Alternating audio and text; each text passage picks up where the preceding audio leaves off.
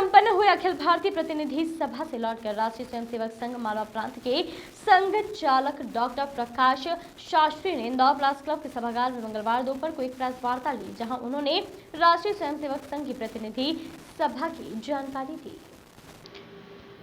श्री शास्त्री ने बताया कि प्रतिनिधि सभा बेंगलुरु में कोरोना काल को मद्देनजर सावधानियों को ध्यान में रखते हुए कोई जहां आभासी पद्धति यानी कि वर्चुअल तरीके से लोकसभा में जुड़े। उन्होंने कहा कि लॉकडाउन के समय से परिवार शाखाएं चल रही थीं। विजयदशमी के बाद पुनः मैदानी स्तर पर शाखाएं प्रारंभ हो गई हैं। अभी तक देश की 90% जगह मैदानी शाखाएं शुरू हो चुकी हैं। शाखाएं बंद होने के बाद भी संघ की गतिविधियां रुकी नहीं हैं। वर्चुअल माध्यम से संपर्क प्रशिक्षण प्रतियोगिताएं बौद्धिक प्रबोधन कार्यालय निरंतर जारी है। श्री शास्त्री ने बताया कि प्रतिनिधि सभा में देश के प्रमुख 2 घटनाक्रमों पर प्रस्ताव पारित किए गए हैं, जिसमें श्री राम जन्मभूमि पर मंदिर का निर्माण, भारत की अंतर्ही शक्ति का प्रकटीकरण, वहीं कोविड महामारी के खिलाफ एकजुट भारत खड़ा है। उन्होंने कहा कि श्री राम जन्मभूमि पर बनने वाले विशाल मंदिर के लिए धन संग्रह किया गया। मालवा प्रांत में संघ की पहुंच प्रति ग्राम तक है। हर 45 गांव पर एक दैनिक अथवा साप्ताहिक शाखा चल रही है। और भी कई विषय पर शास्त्री व उनके सहयोगी ने पत्रकार वार्ता में मीडिया के सवालों के जवाब गंभीरता से दिए।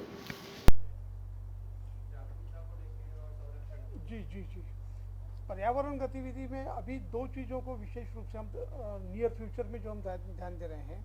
एक तो भूमि सुपोषण का विषय मैंने आपको अभी बताया कि केमिकल फर्टिलाइजर्स और पेस्टिसाइड्स इसका उपयोग इतना ज़्यादा हो रहा है कि दूषित अन्न पहुंच रहा है और जो पर्कुलेट होके नीचे ग्राउंड वाटर में जो पोल्यूशन हो रहा है उसके कारण दूषित पानी भी आ रहा है। और इसलिए प्राथमिकता के आधार पर और भूमि सुपोषण का विषय लेना कि भूमि में और रसायन मुक्त खेती कैसे हम करें और भूमि को की उर्वरा शक्ति कैसे बना के रखें ताकि प्रोडक्शन लेवल ठीक बना रहे, यह एक बात है। दूसरी बात है कि पर्यावरण के दृष्टि से जो जो महत्वपूर्ण बिंदु एक परिवार के अंदर हो सकते हैं और इसलिए हरित मकान, हरित घर, ये कंसेप्ट लेके भी आगे हम चल रहे हैं और कई स्थानों पर इस विषय को लेकर हम जा रहे हैं कि पर्यावरण का संरक्षण करते हुए अपने घर की व्यवस्था हम कैसी जमाएं। तो उसमें बहुत सारे बिंदु आते हैं उस हरित घर में, तो वो बिंदु उनको हम समझाते जाते हैं। प्लास्टिक मुक्त हमारा पूरा देश बने, एक ये भी उसमें उद्देश्य है।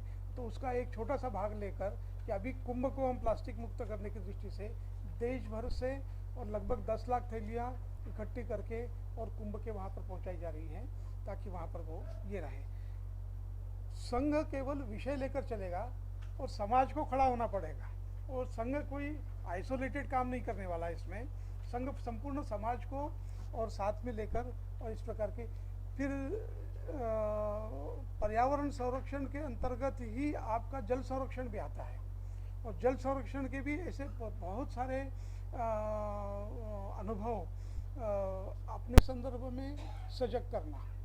अभी एक अभियान चला था जिसमें कि और जो कुंभ चल रहा है वह कुंभ प्लास्टिक मुक्त हो इस दृष्टि से और जूट की या कपास कॉटन की बनी हुई थैलियाँ ये समाज से इकट्ठी करके और वहाँ पर भिजवाई है ताकि वहाँ पर और एक प्लास्टिक मुक्त वातावरण पूरे और कुंभ में बने।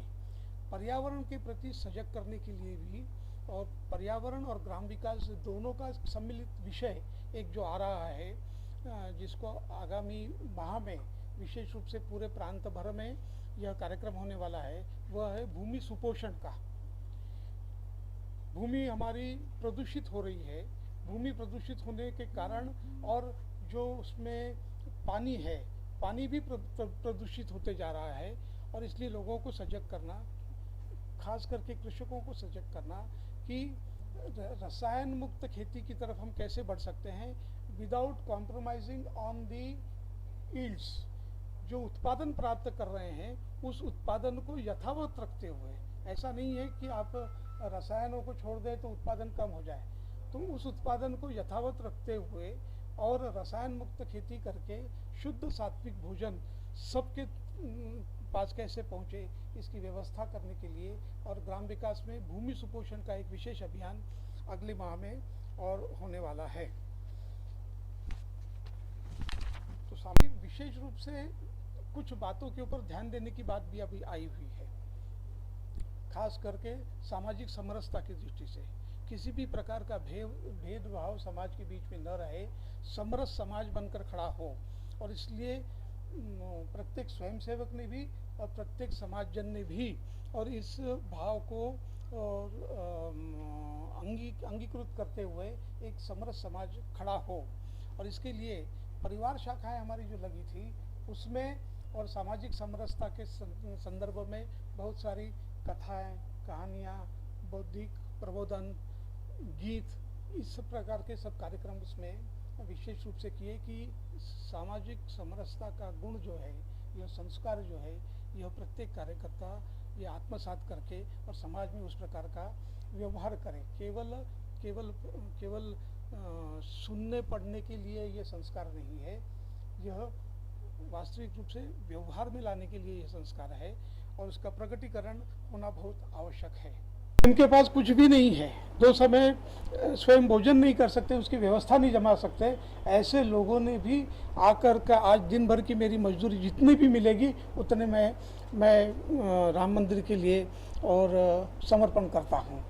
छोटे छोटे बच्चों ने अपने रखे हुए गुल्लक तोड़े, गुल्लक में जितने पैसे निकले उतने पूरे पैसे उन्होंने और इस समर्पण निधि के रूप में समर्पण किए। और इस प्रकार से एक अभिनव और ऐसा अनुभव लोगों ने अनुभव किया है इसमें। तो इस प्रकार से ये 2 जो प्रस्ताव पारित हुए, एक तो पूरा देश विपरीत परिस्थिति में कोविड महामारी से जूझने के लिए पूरा एक होकर खड़ा हुआ है पूरे विश्व में, और कोई दूसरा उदाहरण नहीं है ऐसा जहाँ पर कि समाज जन निकलकर और एक दूसरे की सहायता में लग गए थे और किसी भी प्रकार की कमी महसूस नहीं होने दी।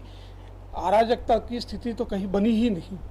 और इसीलिए और अखिल भारतीय प्रतिनिधि सभा ने केंद्र सरकार और सभी राज्य सरकार, सभी समाज सेवी संस्थाएं और सभी लोगों ने जिनमें करके और संवेदनशीलता का एक प्रकटीकरण किया है। अखिल भारतीय प्रतिनिधि सभा ने और भारत की वह उस परिस्थिति का भी और गुणगान किया है जिसमें कि हम कहते हैं कि हमारी संस्कृति जो है वह वसुधैव कुटुंबकम की है। और अपने यहाँ पर जो स्वदेशी वैक्सीन बनी है, उस स्वदेशी वैक्सीन और उसके साथ कोविशील्ड जो बनी है, जो एस्ट्राजेनेका और ऑक्सफोर्ड यूनिवर्सिटी के साथ मिलकर बनी, लेकिन उसका प्रोडक्शन पूरा भारत में ही हुआ है। इन दोनों वैक्सीन को 70 से अधिक देशों में, कई देशों में तो निःशुल्क पहुंचाया गया था। तो यह एक संपूर्ण विश्व एक परिवार है, एक कुटुंब है, इस भावना को लेकर और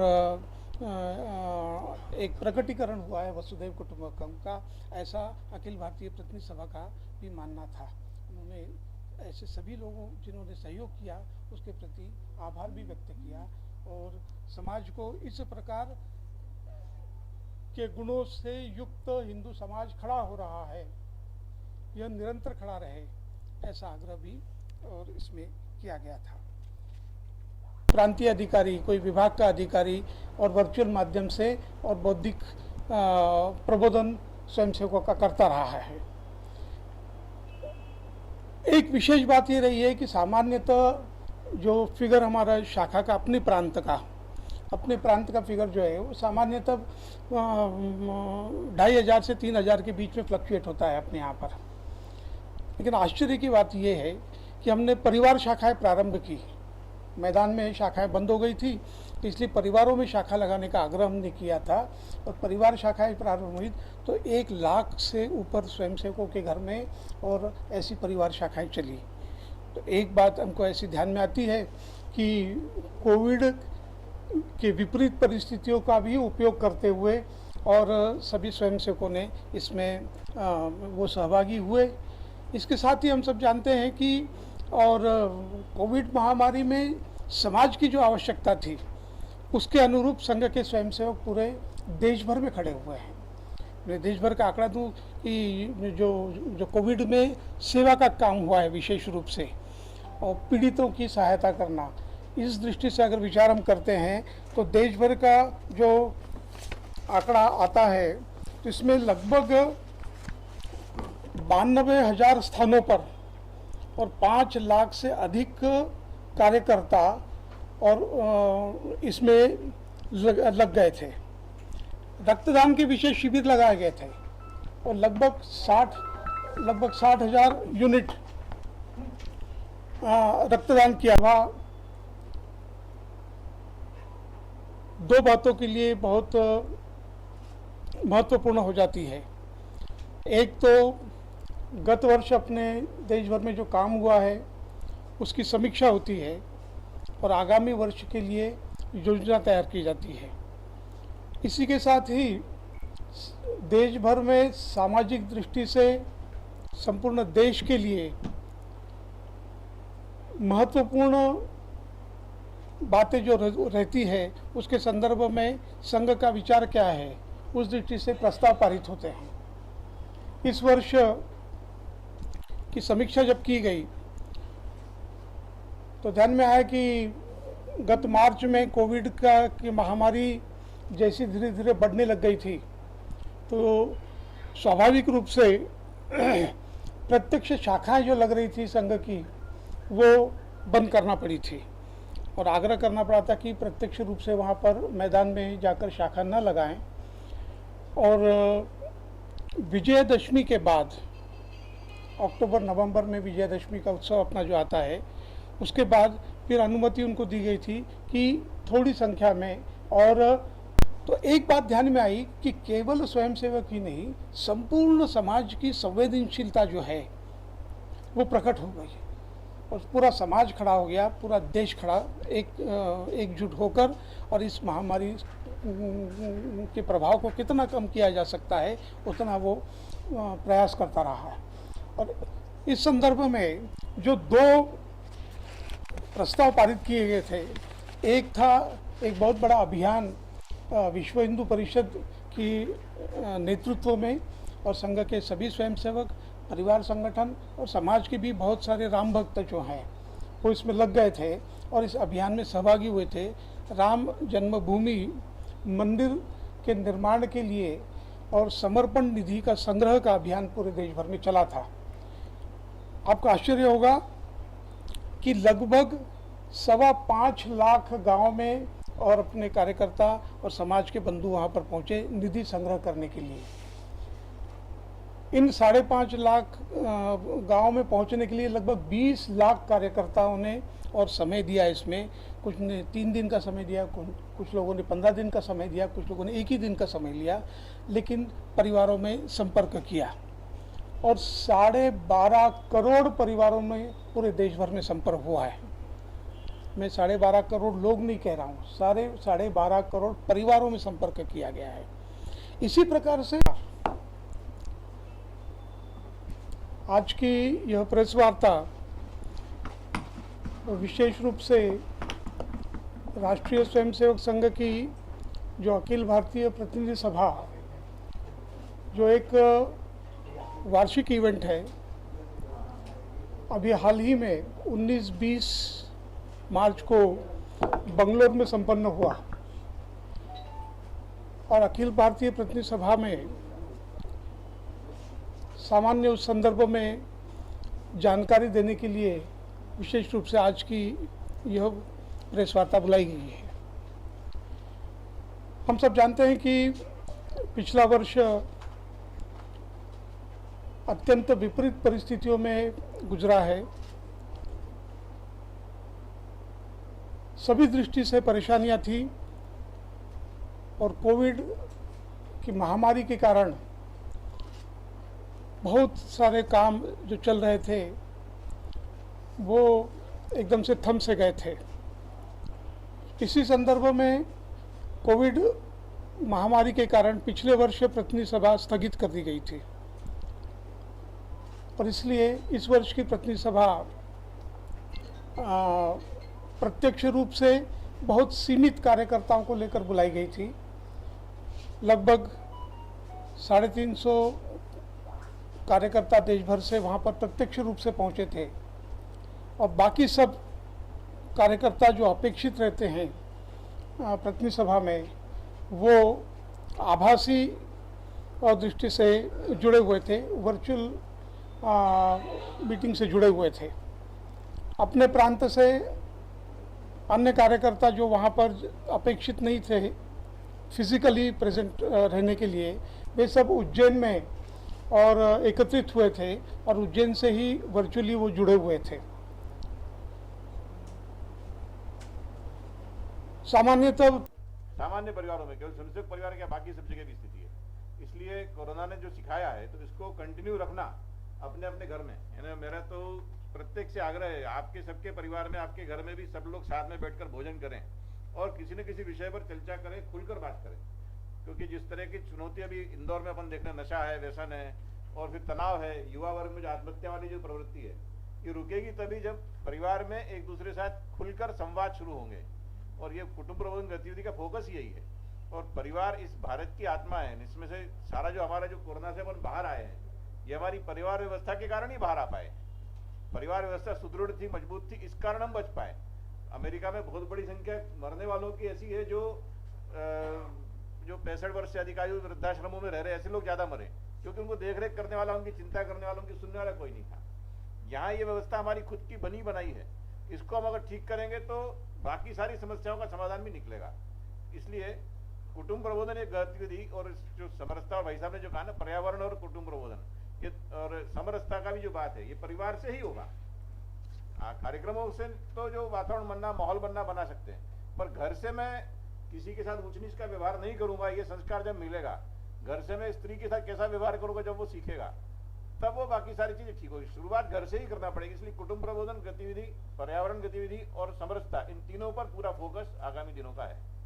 कोविड के दौर में अकेला अस्पताल में करना तो किसी टेक्निकल व्यक्ति नहीं, टेक्नीशियन का ही काम है वास्तव में। इंजेक्शन लगाना ये सब यानी उसमें एक्सपर्ट्स ही करेंगे, पर उसमें मोबिलाइजेशन लेके जाना, उसको प्रेरित करना, ये सब कर सकते हैं। ये काम कर ही रहे हैं, कर रहे हैं।